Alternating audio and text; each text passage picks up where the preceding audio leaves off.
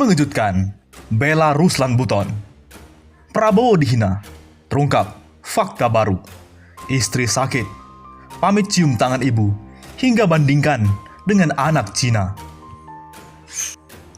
Politikus PDIP, Adian Napitupulu. Prabowo datang ke Jokowi, minta kerja jadi pembantu. Najwa pun tertawa. Dia menceritakan, behind the scene, kenapa Prabowo Subianto yang dulunya lawan Jokowi di Pilpres tapi malah bergabung dengan pemerintahan Jokowi di periode kedua pasca kekalahan di Pilpres 2019. Datanglah Prabowo. Weh, nih Pilpres berat nih kemarin. Kenapa? Duitnya habis. Udah habis. Kalah lagi. Jokowi bilang, terus gimana dong Wo? Gua kerja dong sama lu. Jadi pembantu gua aja ya. Ya udah deh. Sontak, Najwa Shihab dan semua pemirsa menertawakan semua. Prabowo cuma jadi tertawaan mereka. Netizen ikut berkomentar. Hari Raisa. Hahaha, aktivis nasi bungkus. Ah, gawe si Tongor. Biasa memutar balik fakta. Biasa, aktivis nasi bungkus. Tak sampai di situ, Prabowo kembali disindir. Jubir Gerindra meradang, ungkit korupsi sapi. Apakah serang PKS? Jubir Partai Gerindra, Habibur Rahman meradang saat ada netizen yang menyindir Prabowo Subianto. Mulanya seorang netizen akun @arif_mat memposting tweet lama Prabowo. Dalam tweet lama tertanggal 5 Oktober 2013 itu, Prabowo mengatakan, 1000 kambing dipimpin oleh seekor harimau akan mengaum semua. Tetapi 1000 harimau dipimpin kambing akan ngembek semua. Ternyata Prabowo ini dinilai bertolak belakang dengan sekarang, di mana Prabowo malah bergabung dengan pemerintahan Jokowi. Rupanya Habibur Rahman langsung meradang. Dia bahkan membalas dengan mengungkit korupsi sapi. Ya jelas, Prabowo bukan kambing koruptor sapi. Balas Habibur Rahman di akun Twitternya @HabiburRahman Rabu 3 Juni 2020. Entah kenapa, jubir Gerindra ini malah ungkit-ungkit soal korupsi sapi yang lekat dengan citra PKS. Hal ini lantas dianggap balik netizen. Kemarin saat Pilpres maupun Pilkada DKI, PKS ngalah tanpa wakilnya. Situ sekarang dapat jabatan, malah nyindir terus. Etikanya di mana?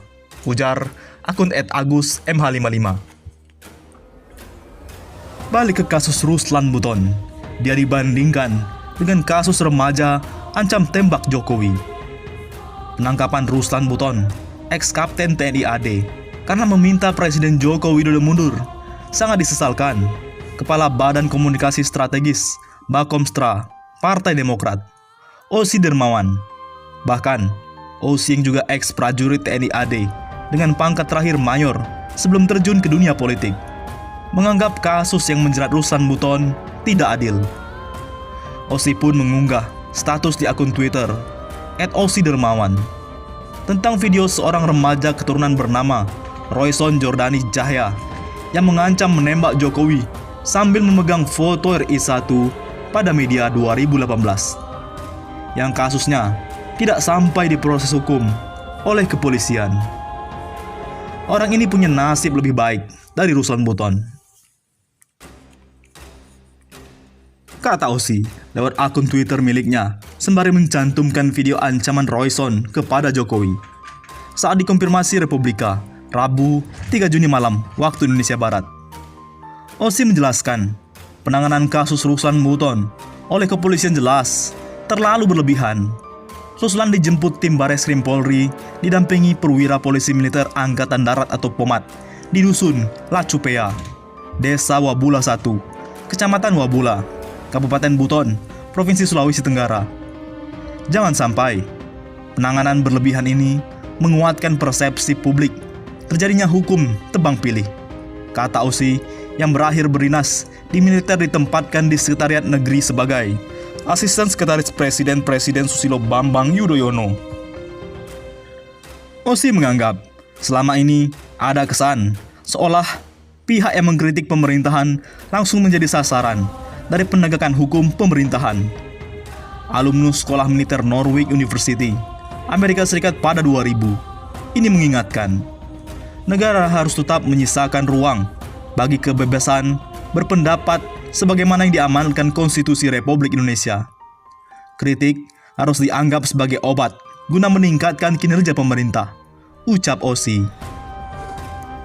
Oleh karena itu, Ruslan Buton ajukan penahanan karena istri kritis. Ini tanggapan Polri.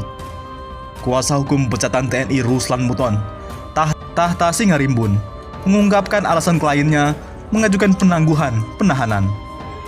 Tahta menyebut ada 2 alasan mengapa Ruslan Buton mengajukan penahanan tersebut terkait kasusnya. Pertama, karena istrinya yang berada di Bandung, Jawa Barat, tengah kritis. Kedua orang tua klien juga sedang sakit. Mengapa penahanan diperlukan? Karena penyidik mengetahui keberadaan kliennya di Buton. Selain itu, orang tua klien juga sedang sakit, tutur Tonin dalam keterangannya pada Sabtu 30 Juni. Dengan mempertimbangkan rasa kemanusiaan, menurut Tonin, seharusnya pihak penegak hukum dapat memberikan permohonan tersebut. Selain rasa kemanusiaan, Ruslan Buton disebut Tonin selama ini juga bersikap kooperatif. Oleh karena itu, Ruslan Buton dipastikan tidak akan melarikan diri, merusak atau menghilangkan barang bukti, serta mengulangi tindakan pidana yang dilakukannya.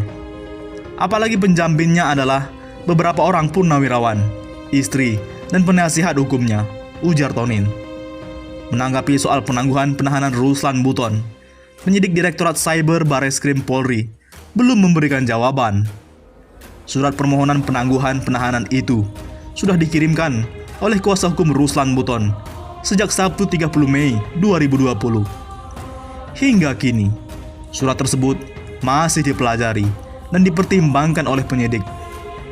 Kadif Humas Mabes Polri, Irjen Pol Argo Yuwono mengatakan, dikabulkan atau tidak permohonan penangguhan Ruslan Buton merupakan kewenangan dari penyidik. Itu kewenangan dari penyidik. Nanti penyidik yang menilai apakah penangguhan dikabulkan atau tidak. Pastinya banyak yang jadi pertimbangan penyidik, termasuk alasan dan siapa penjaminnya, tutur Argo. Di sisi lain, video viral, Ruslan Buton cium tangan ibu sebelum dibawa polisi.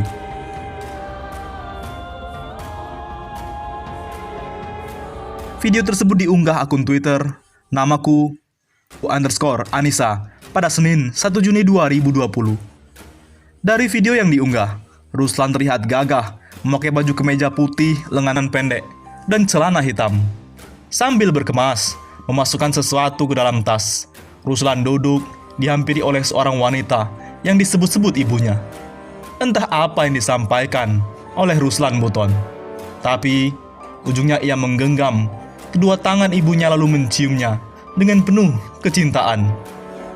Bukan cuma Ruslan, seorang petugas berseragam polisi juga ikut bersalaman dengan ibunya Ruslan. Setelah itu, Ruslan bangun dari duduk untuk pergi. Restu ibu, restu ilahi. #Ruslan Buton. Tulis namaku _Anissa. Yang dikutip pada Rabu 3 Juni 2020. Serentak, cuplikan video Ruslan itu menuai dukungan dari warganet. Misalnya akun @dita_subijo yang tidak kuat melihat aksi Ruslan mencium tangan seorang ibu sebelum dibawa aparat kepolisian. Apa cuma saya yang mewek lihat video ini? Semoga Allah Subhanahu wa Ta'ala senantiasa melindungi dan memberikan usia panjang serta kesehatan kepada ibu agar bisa berkumpul kembali dengan putra kebanggaannya dalam kebahagiaan, tulisnya. Selain itu, akun Papa Oki @papahebat4 juga terharu dan bangga lihat sikap Ruslan yang meminta doa restu ibunya sebelum datang ke Jakarta untuk menjalani proses hukum yang dialaminya. Terharu dan bangga, cahaya di balik jendela yang menerangi momen mohon doa restu dari orang tua terpancar, seakan mengiringi kepergian patriotik sejati yang tulus. Barakallah, prajurit sejati. Hormat, gerak, tulisnya. Bagaimana menurut pendapat Anda?